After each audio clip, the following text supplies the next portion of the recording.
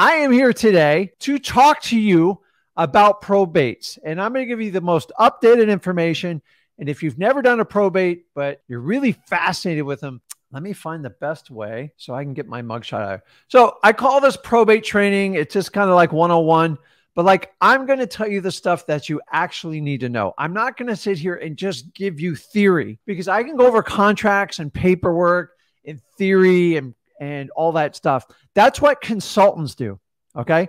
Consultants tell you what to do, but they don't show you what to do because they're too scared to do the business themselves. That's my rant for the moment. If you're a consultant, I'm sorry. I'm tired of consultants trying to tell me what to do. Show me what you did. Don't show me what you did 5 years ago. Show me what you're doing today, and I'll believe you.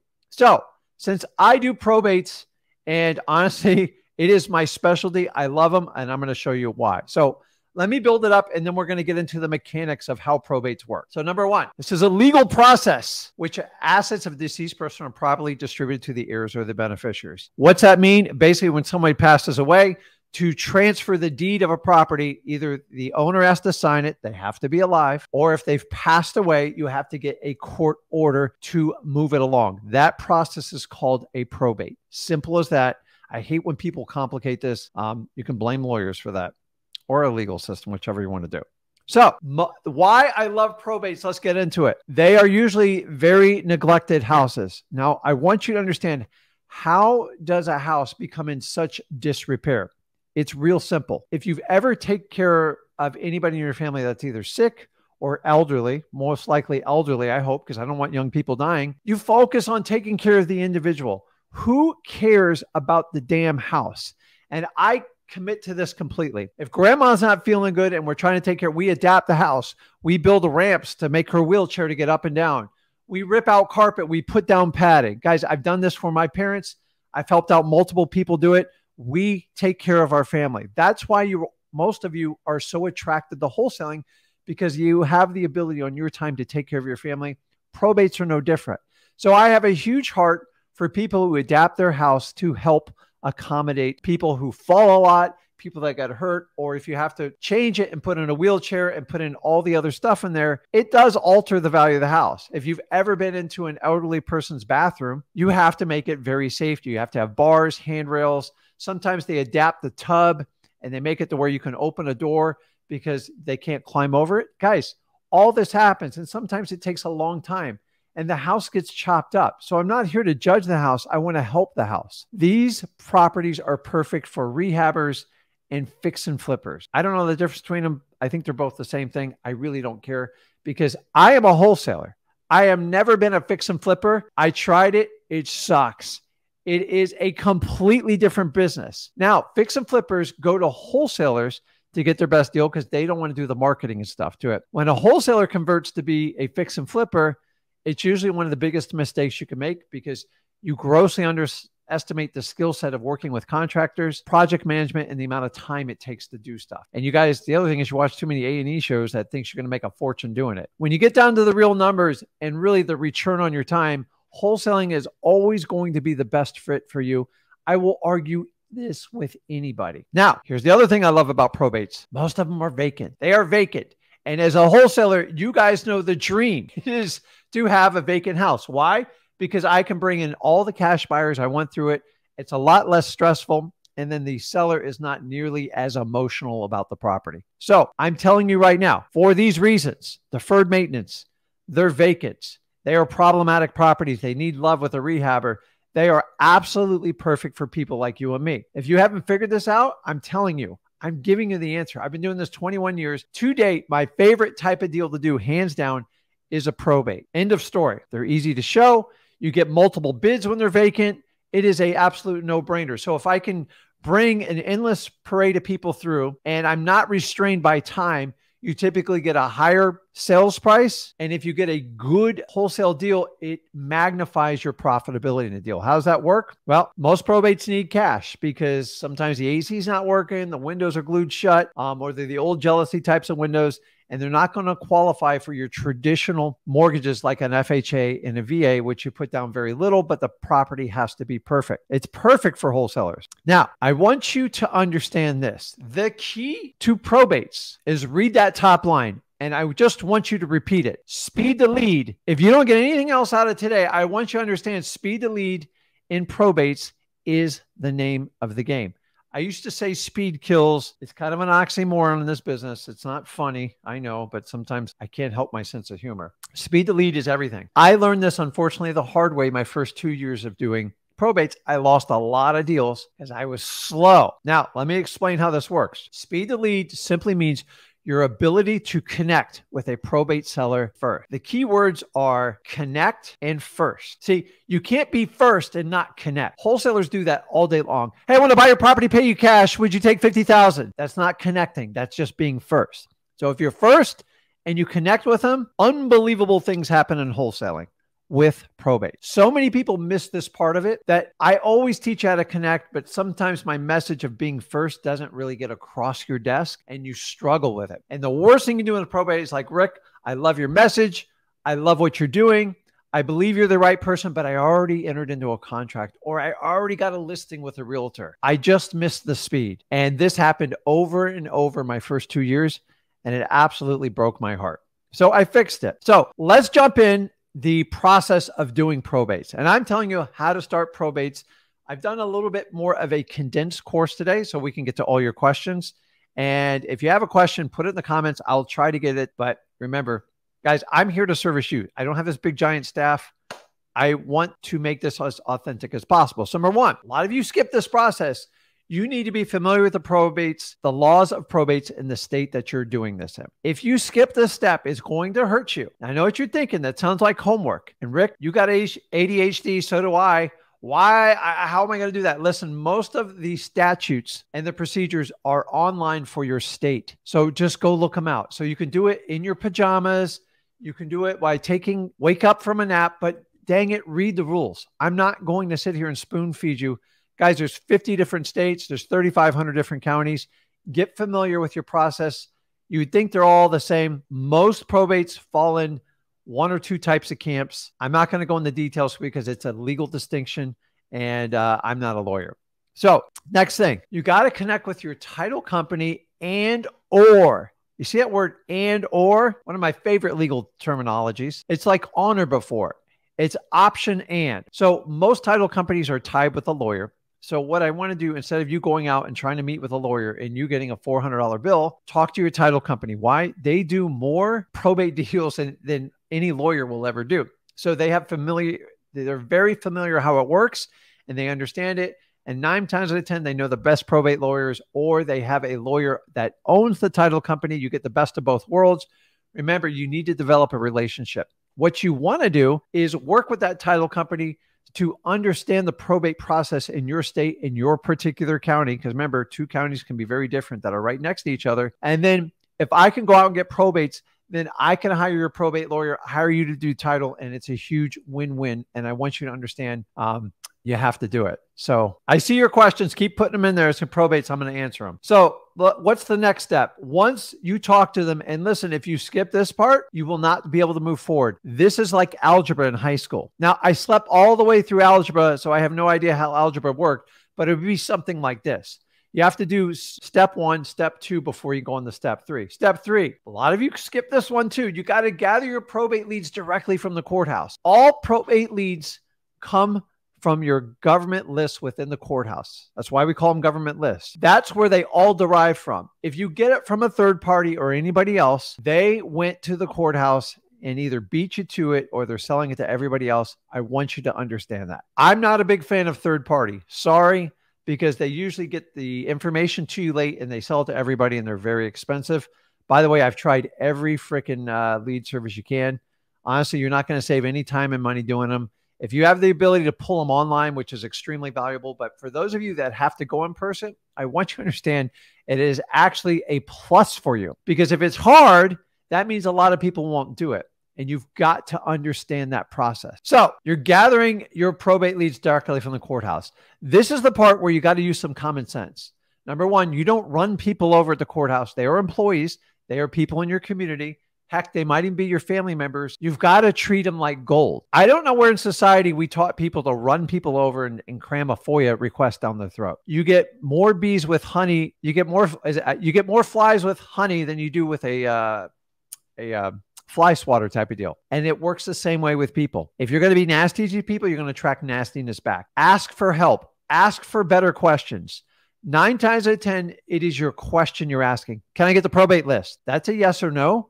And you're probably going to say no right off the bat. Now, you got to understand, you're going to get resistance on these lists. They assume you're up to no good. They assume you're one of those third-party vendors looking to mass this list out to everybody. And you got to say, listen, I'm a tax-paying citizen. I'm doing some research on probates in correlation to values of properties in my community. I'd like to get access to that probate list. Better yet, if you're a young person like my son or someone that's in school or someone that's looks like you belong in school, let them know you're doing a research project for your local college. You better have a name of a college and whatever your paper is called, and they tend to help you more. Now I'm giving you guys too much information. It's the truth. The next one is you've got to pick your marketing method. There's only 3 ways to do this, in my opinion. Technically, you can put SMS texting on as a catch-all safe. But number 1, you're going to mail a simple letter. People go, hey, Rick, which mail house do you use for the letter? Use the Rick Ginn. Like, I have a printer right next to me here in my studio office, and that's what I use. Since you've got to put these out on a weekly basis, preferably a bi-weekly, so you get speed to lead, you need to generate your letters yourself. Now, the good news is if you go over to freewholesaling.com, I provide you the actual probate letter, so you don't have to overthink this process. Once you do that, you print it out. If there's 10 or 12 leads for that week, you print them out. You can hand address the envelope. I don't care what you do with it, and stick it in the mail. It's really not complicated. It's not expensive. Stop overthinking the mail a letter. Do not mail a postcard. It doesn't work. I've tested it out. I'm here to tell you you're wasting your time with a postcard. You could use a postcard as a catch-all at the very end, but in the beginning, use the letter. All our marketing, all our tests tell us the letters work well. The next one, cold call, AKA me and Zach have deemed it a warm call. Why?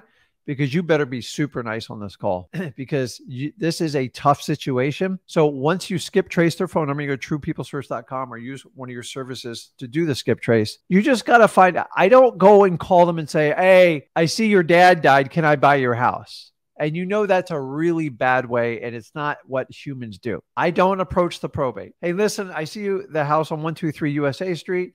Hey, just want to know, did you have interest in selling the house? Now, I let them tell me about the probate. I never tell them about the probate. You guys got to understand that. Some people don't want to talk about it, and it's their right. Remember, you're reaching out to them to try to get a deal done. You have to connect with them. So you have to get the speed to lead, and you got to connect with them. Don't, hey, I got your name off of a probate list. It's simply, hey, I was driving around the neighborhood, saw this house, looks like a great fit for what we're trying to buy. Do you have interest in selling the property? It's that simple. Once they talk about the probate, game on. Now you can expand and go into your probate conversation. You do not attack them on the probate. Sticky notes. If somebody is residing in the property, it's not a bad tactic. Hey, got a question about the house, our standard procedure. You guys know how to do that. If somebody's occupying the house, that will work too. You could use an SMS as a follow-up. It just doesn't get a really high response. That's why I didn't put it on there. So when you have a phone number, either on your sticky note, your SMS, or your letter mail, it's going to have a call to action for a phone number. The really cool part is if you guys don't answer your phone live, you can skip the entire procedures before this. It won't work. If you don't answer the phone, they don't trust you. What kind of person goes to this effort to go all the way to the courthouse, set up these complicated marketing campaigns, put out a letter, get it delivered. They pick up the phone. And then you don't answer it. Or worst case scenario, I don't know what gurus used to teach us. I thought this was bad in 2003. They would leave like a 2-minute message and give you instructions. If you didn't follow the instructions perfectly, I'm not calling you back. You are not in that type of wholesaling environment. You have to respond to people. One of my number one questions, Rick, how do I answer the phone? How about this one? Hello, my name's Rick. What's your name? And you just make it as personable as possible. You see, people will do business with individuals. Most people are not a big fan of doing businesses with corporations because it's very cold in the beginning, unless they have an amazing product. Your product is you. You have to sell yourself. Nobody gives a crap what your company name is. They're never going to memorize it. Honestly, I've done this so many times. They never remember the company that bought the property. They only remember the person that reached out to them and said hello on the phone. Okay. If you are busy at work or something like that, get someone to help you out with the phone, get a family member, somebody else. I'm telling you, answering the phones is probably one of the big key ingredients to my personal success in probates. And honestly, you guys can easily duplicate that. Next one is you got to be patient. I know that does not rhyme with a person with ADHD and patience, but I'm telling you, one thing probates will leave you is patience. Let me give you an example. Say you put it out, you do it for 30 days, and then you come on the live and go, hey, Rick, these probates, man, it doesn't work. I didn't get 10 deals. I never told you you're getting 10 deals from it. I'm trying to get you 1 or 2 good deals. I don't care how long it takes. I don't care if you had to sit around and wait 6 months. The key is if you're patient, you'll do it. Impatient people just quit. I didn't get a result. I quit. And the ADHD in me says, I want to do that the whole time, but you got to make a commitment. How long of a commitment? 1 year, guys. If you're not going to commit the probates for 1 year, don't bother doing them, because the really cool part is they're not expensive to do. They're a little bit of a time drain, but I'm trying to give you the most profitable wholesale deals you can take down with the greatest amount of ease. Honestly, you can do probates with your eyes shut, working 2 full-time jobs. That's how easy it is. I believe in that. Next one, 80-20 rule. Please, if you don't get this one, you're going to be in trouble. It doesn't mean you're doing 80% of the talking. It means the seller, the probate seller, is doing 80% of the talking. Well, Rick, what do I talk about 20% of the time? That's easy. You listen. God gave you 2 ears and 1 mouth. If you can't take the hint from God, why are you going to listen to Rick? The more you listen and become a good listener in probates, the better your connection comes. And the connection is the piece that they'll commit to you doing a deal, even regardless of the price sometimes. You see, when probate, most people feel vulnerable. They have a hole in their life. God knows I've gone through it. I know most of you on this live stream have gone through it. It sucks. So a person will actually listen to you and go from that would be absolutely crazy. So you've got to understand that. So you have to listen. Probate, when people want to talk in probate, that is your key to do the best connection humanly possible. Here's the problem is most wholesalers want to run you over. And you selling me the house today or not? And honestly, if you do that, you are not going to get the time of day from the people. Here's my other rule. You ready? Don't discuss price on your first call. Oh, Rick, how am I supposed to get the price? I've already told you, you need patience. The 80-20 rule, you're going to speed the lead, but you have to slow down with people. Why? Because every other investor, every other realtor wants to get to the price of the house and they want to skip the relationship part. I purposely teach you this to focus on the relationship aspect, because if you don't have a good connection, good rapport, a great conversation, you can forget getting a great wholesale price. You see, my best wholesale deals are the people who connect with me on a personal level. And when they do, they trust me. I understand what they want to accomplish, and I make sure their needs are met in the transaction. If they want full retail, I move them over to my realtor. That's it. I do not force people to do anything. You're never going to make them sell you the property. So don't discuss price on the first call. On average, it takes 5 to 6 touches before I even get the price. I know that sounds shocking. It's the data that tells me this. The people that try to run over price right away, and then it becomes about price. It's not about relationships. It's not trying to figure out what people are going to accomplish. So you've got to understand that. Okay, let's keep moving forward here. As I told you, it takes 5 or 6 touches to a probate deal before you even really get in the price. If you try to touch it beforehand, you are going to get the monstrous price because you made it about price. You started that war. Start the war of connecting and having great conversations with people, and it will change the outcome of what your price is going to be. Remember, you're never going to make somebody sell you a house. Do I need to say more? If you cannot be authentic, please don't do probates. The last thing somebody wants to do when dealing with a family death or a death of a friend or a loved one, whatever it is fake people. And God knows there's a lot of fakeness in this world. It's not just a wholesaling thing. You guys see it on social media every day. Fake book, all this other stuff. Probably ban me on there next. So, but the idea is you've got to keep it real. People can sense. People have a vibe if you're being authentic or not. And if you want to know it or not, they know it, period. People know if you're being authentic or not. They can tell it with your half smiles and all that like crap you're doing. Honestly, if you would just be yourself and use your God-given talents, you're going to go a lot further than trying to follow some guru that charge you thousands of dollars to do something they don't even do anymore. And last one, bring it home on it. You have to be consistent on everything I'm putting in this slide. Honestly, take a picture of the slide. Don't worry, the live stream's recorded. This right here has made me millions of dollars. And this is the stuff right here. You will not get anybody else's course because it's all mechanical. You see, humans aren't mechanical. We invoke emotions. We have these things called emotions and feelings, and you have a subconscious. and you have a conscious ability. And honestly, if you understand all four things I just explained to you, you can dominate probate. But you've got to understand people are people. They make emotional decisions. They have feelings about everything. And sometimes they kind of consciously make decisions, but 90% of the people are making subconscious decisions, which is all about what I teach at freewholesaling.com, because most people are just a program walking around every day. And it's our job to help them facilitate. Think of yourself as a wholesaler, as a guide. You are not a salesperson, because it's not a yes or no question. It's, did you get the right person? Did it work out? If you are not consistent in probates, nothing works. I said the example earlier. You go in 30 days, you go guns blazing, and then, Rick, I didn't get a deal. Okay, quit. I didn't tell you it was going to take a month to get it. I don't know how long it's going to take. You've got to understand that. Just like you people doing cold calls. Rick, how many cold calls before I get a deal? I don't know. You tell me it. You see, the way you're asking the question, hence is the problem you're having with your wholesaling business. If you have to ask, how many cold calls do I have to make? How many letters do I have to send? How many doors do I have to knock on? It's not the right question. See, your question doesn't even make sense to me. Question is, how many are you going to, like, who cares? If it takes you 10,000 or one call, I don't care. Everyone's got a different learning ability. God knows it takes me a lot longer to learn stuff than most people, but I don't let that stop me. The question is, do you have a limit? If you have a limit, don't start wholesaling, because you'll get killed. You have to be the person who's like, whatever it takes, I'm going to get it done.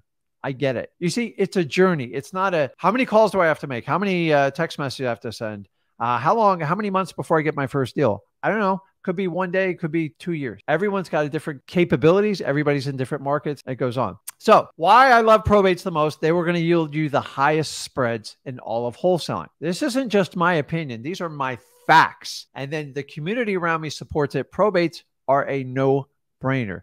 The problem is there's only so many probates in a given market. And some of you are going to have that cute idea. Go, I'm just going to do probates all over the country. It's not scalable. I'm sorry. I've tried it. You'll go broke trying to scale probates. There's not enough leads. It's too labor intensive. And honestly, once you get past 2 or 3 counties, you're going to see how much work it takes. It's hard. So what I want you to do is concentrate on the markets that you are doing. Okay.